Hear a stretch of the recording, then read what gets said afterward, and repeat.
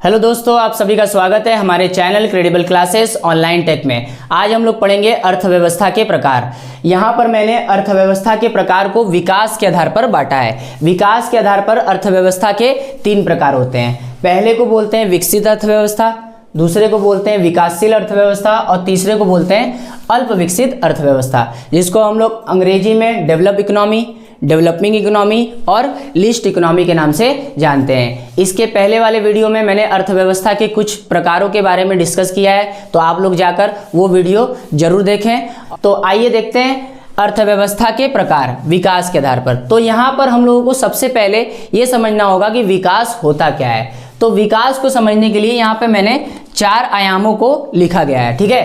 पहला औद्योगिकरण होता है, दूसरा प्रति व्यक्ति आय होता है, तीसरा तकनीक का स्तर होता है और चौथा अधोसंरचना होता है। यदि हम इन विकास के चारों आयामों को समझ लेंगे तो हम लोगों को इन विकास के आधार पर अर्थव्यवस्था को समझने में काफ़ी ज़्यादा आसानी होगी। तो एक एक करके हम लोग विकास के इन चारों आयामों को समझने की कोशिश करते हैं। तो सबसे पहला है औद्योगिकरण। औद्योगिकरण का मतलब ये होता है कि किसी भी देश में औद्योगिकरण की शुरुआत कब हुई, या वहाँ पर जितने भी उद्योग हैं वो किस प्रकार के उद्योग हैं, वो कितनी विकसित अवस्था में है। तो ये सब चीज़ों को क्या बोला जाता है, औद्योगिकरण बोलते हैं। और यहाँ तक कि उस देश में कितनी मात्रा में उत्पादन की प्रक्रिया हो रही है, ठीक है, तो उसको बोलते हैं औद्योगिकरण। दूसरा होता है प्रति व्यक्ति आय। तो इसको हम लोग डिटेल में नहीं पढ़ेंगे, लेकिन समझ लेते हैं कि देश के लोगों की आय को ही क्या बोलते हैं, प्रति व्यक्ति आय कहा जाता है, जिसको अंग्रेजी में हम लोग पर कैपिटा इनकम के नाम से जानते हैं, ठीक है। फिर इसके बाद आता है, ठीक है, तकनीक का स्तर, यानी किसी देश की अर्थव्यवस्था में तकनीक का स्तर कैसा है, वहां पर टेक्नोलॉजी कैसी है। जैसे अगर हम बात करें अमेरिका के बारे में, तो अमेरिका में 1750 से ही औद्योगिकरण की शुरुआत हो चुकी थी। तो वहाँ पर क्या है, तकनीक का स्तर काफ़ी अच्छा है। वहाँ के लोग क्या है, अच्छा खासा टेक्नोलॉजी का इस्तेमाल करते हैं। अगर हम भारत की बात करें तो यहाँ पर तकनीक की स्तर की क्या है, काफ़ी कमी है, यानी तकनीक की कमी है, ठीक है। तो तकनीक के स्तर के बारे में हम लोग बात करते हैं विकास के अंतर्गत। फिर आता है अधोसंरचना, जिसको हम लोग अंग्रेजी में इंफ्रास्ट्रक्चर बोलते हैं। इंफ्रास्ट्रक्चर का मतलब होता है कि बुनियादी चीजें, जैसे सड़क, ठीक है, बिजली, पानी, ठीक है, हॉस्पिटल्स, स्कूल्स, ये सब हमारे क्या होते हैं, कुछ बेसिक्स क्या होते हैं, संरचनाएं होती हैं, इंफ्रास्ट्रक्चर होते हैं, जिनका क्या होता है, किसी भी देश में होना क्या है, काफ़ी ज़्यादा इंपॉर्टेंट होता है। अगर ये सारी चीज़ें नहीं है तो वहाँ उसको डेवलप इकोनॉमी नहीं बोला जाएगा। तो मैंने आप लोग को बताया कि विकास के क्या होते हैं, कुल 4 आयाम होते हैं। पहले को बोलते हैं औद्योगिकरण। औद्योगिकरण का मतलब क्या होता है कि किसी भी देश में औद्योगिकरण की शुरुआत कैसे हुई या कब हुई, उसके बाद वहाँ पर किस प्रकार के उद्योग हैं, कितनी ज़्यादा विकसित व्यवस्था में है, उनसे कितनी मात्रा में उत्पादन हो रहा है। फिर प्रति व्यक्ति आय की बात, किस देश की प्रति व्यक्ति आय ज़्यादा है, किस देश की कम है, तो उसको भी विकास के अंतर्गत सम्मिलित किया जाता है। फिर तीसरा है टेक्नोलॉजी, यानी तकनीक का स्तर, किस देश में कितनी उन्नत अवस्था में हमारी क्या है, तकनीकी स्तर है या टेक्नोलॉजी है। और फिर होता है अधोसंरचना, यानी इंफ्रास्ट्रक्चर, किसी भी देश के इंफ्रास्ट्रक्चर कैसा है, ठीक है। तो ये आप लोगों को समझ में आया होगा। अब इन चारों आयामों के आधार पर हम लोग क्या करेंगे, इन तीनों अर्थव्यवस्थाओं को क्या करेंगे, समझने का प्रयास करेंगे। तो आइए देखते हैं एक ऐसी अर्थव्यवस्था जहां पर क्या है, औद्योगिकरण क्या है, काफी ज्यादा हुआ है, ठीक है। जहां पर औद्योगिकरण क्या है, काफी ज्यादा है, वहां पर बड़े पैमाने पर उत्पादन हो रहा है, जहां के लोगों की प्रति व्यक्ति आय भी ज्यादा है, जहां पर तकनीकी स्तर भी क्या है, ज्यादा है, और जहां पर इंफ्रास्ट्रक्चर अच्छा खासा क्या हो गया है, डेवलप हो चुका है। तो ऐसे देश की अर्थव्यवस्था को हम लोग क्या बोलते हैं, विकसित अर्थव्यवस्था। विकसित अर्थव्यवस्था, जिसको हम लोग डेवलप इकोनॉमी के नाम से जानते हैं। मतलब एक ऐसी अर्थव्यवस्था जहां पर क्या है, औद्योगिकरण की शुरुआत बहुत पहले हो चुकी है, ठीक है। जैसे अमेरिका और ब्रिटेन जैसे देशों में 1750 के आसपास क्या हो गया है, हाँ, औद्योगिकरण की शुरुआत हो चुकी थी। तो वहां पर क्या है, औद्योगिकरण काफी ज्यादा है, वहां के लोगों की प्रति व्यक्ति आय काफ़ी ज़्यादा है। फिर उसके बाद वहाँ पर तकनीकी जो स्तर है वो काफ़ी ज़्यादा हाई लेवल पे है, ठीक है, यानी वहाँ पर क्या है, तकनीक जो है वो उन्नत अवस्था में है, और इसके साथ साथ वहाँ का इंफ्रास्ट्रक्चर क्या है, काफ़ी मजबूत है। तो एक ऐसी अर्थव्यवस्था जहाँ पर ये चारों चीज़ें क्या है, काफ़ी ज़्यादा मात्रा में है और काफ़ी ज़्यादा उन्नत अवस्था में है, तो वैसे देश को हम लोग क्या बोलते हैं, विकसित अर्थव्यवस्था वाला देश कहते हैं। अब हम लोग आएंगे दूसरी अर्थव्यवस्था के बारे में पढ़ेंगे, जिसको बोलते हैं विकासशील अर्थव्यवस्था।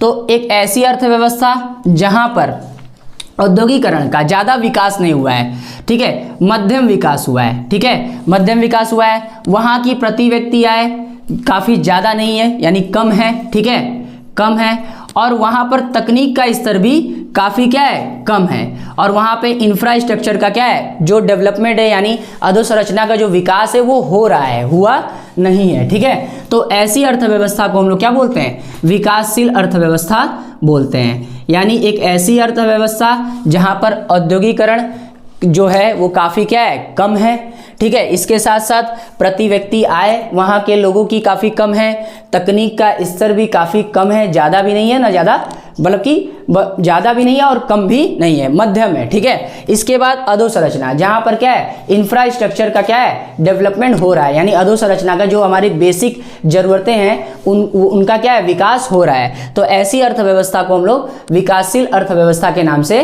जानते हैं। फिर आते हैं तीसरी अर्थव्यवस्था के बारे में बात करते हैं, अल्प विकसित अर्थव्यवस्था। तो एक ऐसी अर्थव्यवस्था जहाँ पर क्या है, औद्योगिकरण क्या है, बिल्कुल शून्य की अवस्था में है, यानी हुआ ही नहीं है औद्योगिकरण।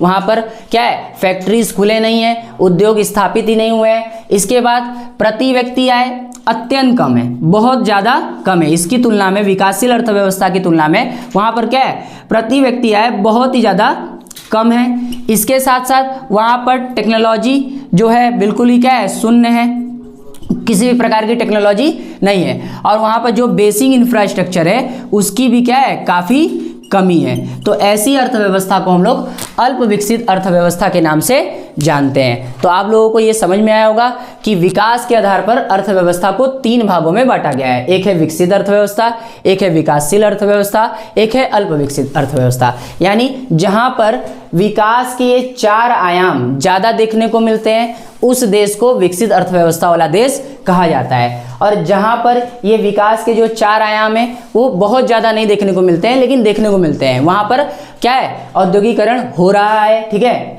और प्रति व्यक्ति आय धीरे धीरे लोगों की बढ़ रही है, तकनीक में काफ़ी सुधार हो रहा है, अधोसंरचना यानी इंफ्रास्ट्रक्चर डेवलप हो रहा है, तो उसको बोलते हैं विकासशील अर्थव्यवस्था वाला देश। और जहां पर ये सभी चीज़ों की क्या है, काफ़ी कमी है, या ये चारों चीज़ें क्या है, काफ़ी शून्य है, या वहां पर अभी भी औद्योगिकरण की शुरुआत नहीं हुई है, प्रति व्यक्ति आय काफ़ी कम है, इसके साथ साथ तकनीक का स्तर है ही नहीं, और इंफ्रास्ट्रक्चर भी अभी डेवलप नहीं हुआ है या बिल्कुल शून्य है। तो ऐसी अर्थव्यवस्था को अल्प विकसित अर्थव्यवस्था कहा जाता है। अब हम लोग आगे कुछ और अर्थव्यवस्था के प्रकारों के बारे में पढ़ेंगे। तो आइए देखते हैं। विभिन्न क्षेत्रों के आधार पर अर्थव्यवस्था को कुछ भागों में बांटा गया है। तो ये मुख्यतः 3 है, कृषि पर आधारित अर्थव्यवस्था, उद्योग पर आधारित अर्थव्यवस्था और सेवा पर आधारित अर्थव्यवस्था। तो आइए देखते हैं विभिन्न क्षेत्रों के आधार पर अर्थव्यवस्था के कितने प्रकार होते हैं और उसको समझने का प्रयास करते हैं। तो कृषि पर आधारित अर्थव्यवस्था मतलब एक ऐसी अर्थव्यवस्था जहां पर जीडीपी पर, ठीक है, जीडीपी में योगदान किसका है, 50% कृषि क्षेत्र का है। मतलब एक ऐसी अर्थव्यवस्था जहां पर जीडीपी पे योगदान क्या है, 50% या उससे अधिक कृषि क्षेत्र का है, और देश में जितना पॉपुलेशन है उस पॉपुलेशन का 50% लोग क्या है, कृषि क्षेत्र से जुड़े हुए हैं। तो ऐसी अर्थव्यवस्था को हम लोग कृषि पर आधारित अर्थव्यवस्था के नाम से जानते हैं। तो मैं एक बार फिर से बता देता हूं, कृषि पर आधारित अर्थव्यवस्था क्या होती है।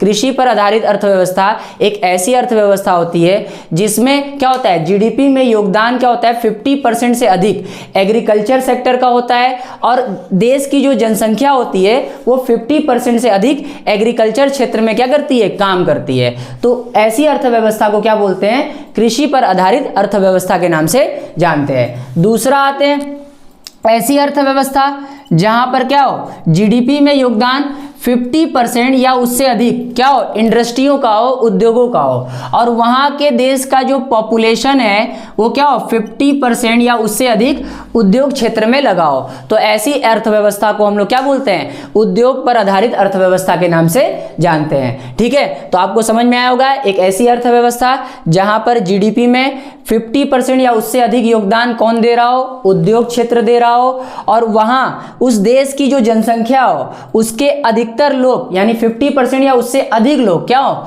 उद्योग क्षेत्र में आर्थिक गतिविधियों को क्या कर रहे हो, संचालित कर रहे हो। तो ऐसी अर्थव्यवस्था को उद्योग पर आधारित अर्थव्यवस्था के नाम से जानते हैं। फिर इसके बाद आते हैं सेवा पर आधारित अर्थव्यवस्था, यानी एक ऐसी अर्थव्यवस्था जहां पर क्या है, जीडीपी में योगदान किस क्षेत्र का हो, 50% से अधिक किस क्षेत्र का हो, सेवा क्षेत्र का हो, और जहां का जो पॉपुलेशन है वो भी 50% से अधिक सेवा क्षेत्र में लगा हो। तो ऐसी अर्थव्यवस्था को हम लोग सेवा पर आधारित अर्थव्यवस्था के नाम से जानते हैं। अगर हम बात करें भारत की, तो भारत कैसी अर्थव्यवस्था वाला देश है? ऐसे तो हम लोग बोलते हैं कृषि पर आधारित है, भारत एक कृषि पर आधारित अर्थव्यवस्था वाला देश है, भारत को एक कृषि प्रधान देश माना जाता है। तो अगर हम बात करें भारत की, तो भारत में अगर हम बात करें जीडीपी की, तो जीडीपी में सबसे ज़्यादा जो योगदान है वो किस सेक्टर का है, सर्विस सेक्टर का है। लेकिन भारत में रहने वाले जो लोग हैं, भारत का जो पॉपुलेशन है, जो जनसंख्या है, वो किस क्षेत्र में काम कर रही है, कृषि क्षेत्र में काम कर रही है। ठीक है, तो भारत की अर्थव्यवस्था क्या है, जीडीपी के आधार पर अगर बात किया जाए तो सेवा पर आधारित अर्थव्यवस्था है भारत। अगर हम बात करें पॉपुलेशन के आधार पर, यानी भारत के कितने लोग क्या हैं, कौन से क्षेत्र से जुड़े हुए हैं, कृषि क्षेत्र से जुड़े हुए हैं, तो भारत को हम लोग कृषि अर्थव्यवस्था वाला भी देश कह सकते हैं। अगर आपको प्रश्न में ये पूछेगा कि जीडीपी के आधार पर भारत कैसी अर्थव्यवस्था वाला देश है, तो आप लोग बताएंगे सेवा पर आधारित अर्थव्यवस्था वाला देश है। अगर पूछेगा कि भारत क्या है, भारत जो पॉपुलेशन यानी जनसंख्या के आधार पर क्या है, कौन सी अर्थव्यवस्था वाला देश है, तो एग्रीकल्चर यानी कृषि पर आधारित अर्थव्यवस्था वाला देश है, क्योंकि भारत के अधिकांश जनसंख्या क्या है, कृषि क्षेत्र से जुड़ी हुई है। ठीक है, तो आप लोगों को समझ में आया होगा कि कृषि पर आधारित अर्थव्यवस्था क्या होती है, उद्योग पर आधारित अर्थव्यवस्था क्या होती है, और सेवा पर आधारित अर्थव्यवस्था क्या होती है। भारत एक कैसी अर्थव्यवस्था है, एक कृषि प्रधान अर्थव्यवस्था है, क्योंकि जीडीपी से बड़ा क्या होता है, पॉपुलेशन को माना जाता है, तो इसीलिए भारत को एक कृषि प्रधान अर्थव्यवस्था वाला देश कहा जाता है। यदि आपको प्रश्न में पूछेगा कि जीडीपी के आधार पर भारत एक कैसी अर्थव्यवस्था है, तो जीडीपी के आधार पर भारत क्या है, एक सेवा पर आधारित यानी सर्विस सेक्टर क्या है, इकोनॉमी है। और पॉपुलेशन पे पूछेगा तो कृषि पर आधारित क्या है, अर्थव्यवस्था है। तो आइए हम लोग आगे देखते हैं कुछ और प्रकारों के बारे में अर्थव्यवस्था के।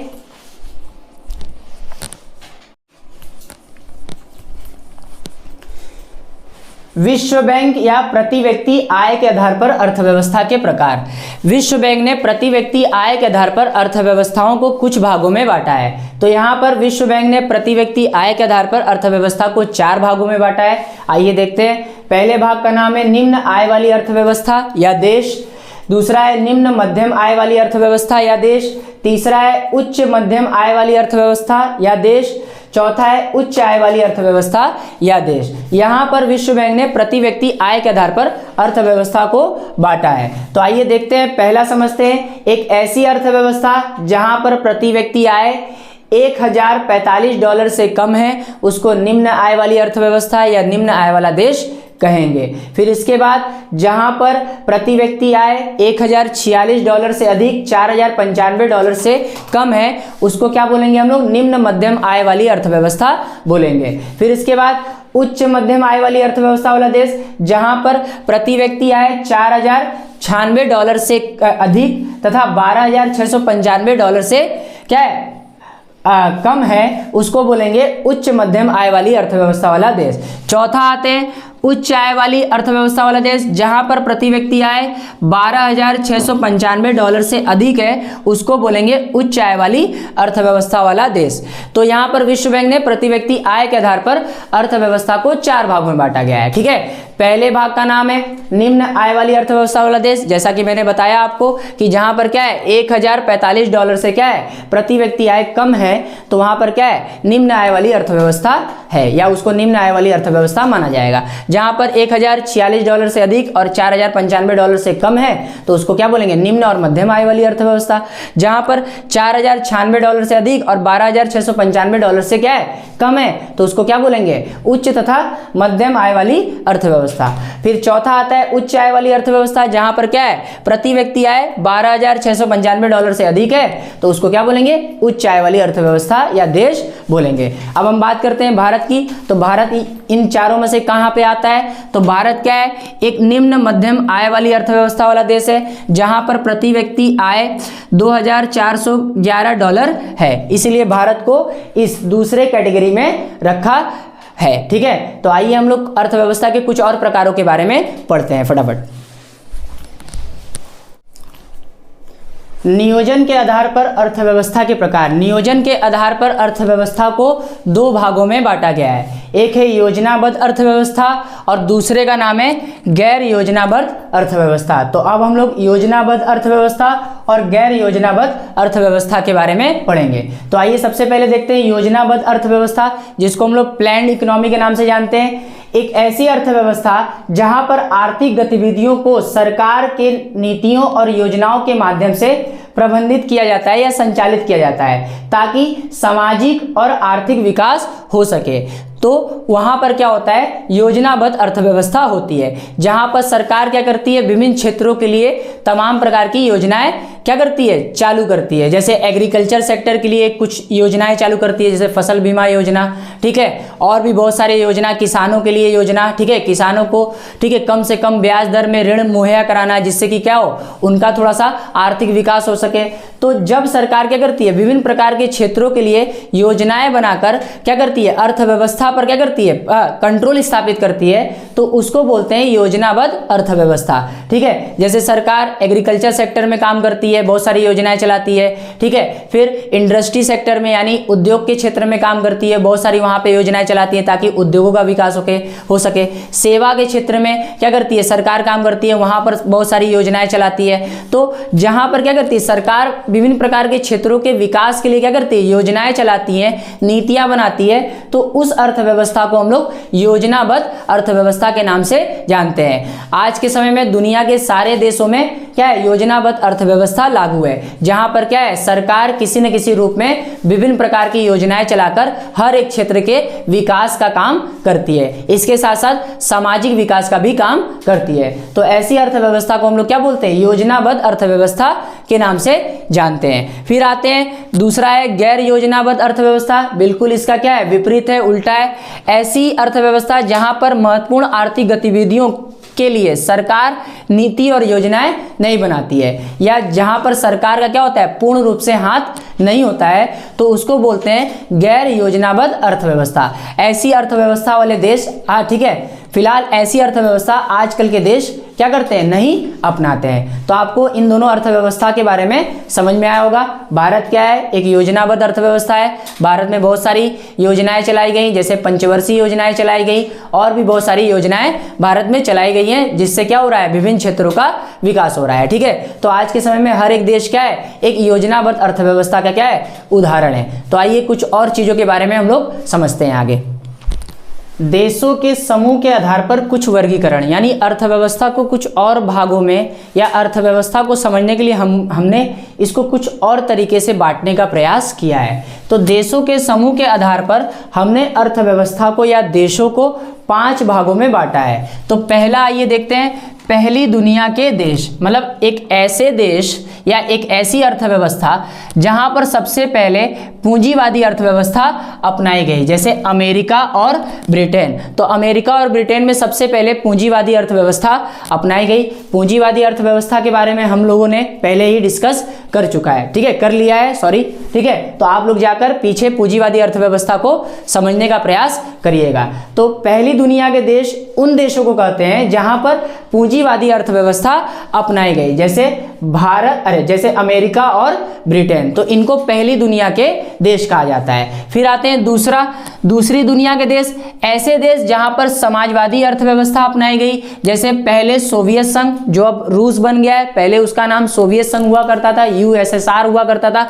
तो वहां पर समाजवादी अर्थव्यवस्था अपनाई गई थी, उनको हम लोग दूसरी दुनिया का देश कहा जाता है। फिर आते हैं तीसरी दुनिया के देश के बारे में बात करते हैं। द्वितीय विश्व युद्ध के बाद स्वतंत्र हुए तथा मिश्रित अर्थव्यवस्था अपनाने वाले देश को तीसरी दुनिया के देश कहा जाता है। मतलब एक ऐसी अर्थव्यवस्था जो द्वितीय विश्व युद्ध के बाद क्या हुई, स्वतंत्र हुई, और उसने क्या किया, मिश्रित अर्थव्यवस्था को अपनाया, तो उसको क्या बोलेंगे हम लोग, तीसरी दुनिया का देश बोलते हैं। ठीक है, इसमें एग्जाम्पल में भारत क्या है, तीसरी दुनिया का देश कहा जाता है। फिर इसके बाद हम लोग पढ़ेंगे चौथी दुनिया के देश, ऐसे देश जिनकी विकास की यात्रा अभी शुरू भी नहीं हुई है, यानी उन लोगों ने अभी ये तक नहीं सोचा है कि उनका देश किस प्रकार की अर्थव्यवस्था वाला होगा, कि वो पूंजीवादी अर्थव्यवस्था वाला देश होगा, कि समाजवादी अर्थव्यवस्था वाला देश होगा, या मिश्रित अर्थव्यवस्था वाला देश होगा। तो उन लोगों ने अभी तक ये भी डिसाइड नहीं किया। तो ऐसे देशों को हम लोग चौथी दुनिया के देश के नाम से जानते हैं, जिनकी क्या है, अभी भी विकास की यात्रा शुरू नहीं हुई है या शुरू होने वाली है। ठीक है, इसमें कौन से आते हैं देश, जैसे युगांडा एक एग्जांपल मैंने यहाँ पे दिया है। फिर इसके बाद आते हैं उभरती हुई दुनिया के देश। तो ऐसे देश जो तेजी से क्या है, विकसित अर्थव्यवस्था की ओर क्या हो रहे हैं, बढ़ रहे हैं। तो ऐसे देशों को उभरती हुई दुनिया के देश कहा जाता है, या ऐसे विकासशील अर्थव्यवस्था वाले देश जो विकसित अर्थव्यवस्था की ओर क्या कर रहे हैं, काफी तेजी से बढ़ रहे हैं, उनको उभरती हुई अर्थव्यवस्था वाले देश के नाम से जानते हैं। तो आप लोगों को इन अर्थव्यवस्था के प्रकारों के बारे में, ठीक है, समझ में आया होगा। अगर आपको ये पूरा कॉन्सेप्ट समझ में आया होगा तो हमारे वीडियो को क्या करिएगा, लाइक करिएगा, हमारे चैनल को सब्सक्राइब करिएगा, और यदि आपको कोई डाउट होगा तो कमेंट सेक्शन खुला हुआ है, वहां पर जाकर आप कमेंट सेक्शन में हमसे प्रश्न कर सकते हैं, जहां पर आपको सारे आंसर्स दिए जाएंगे।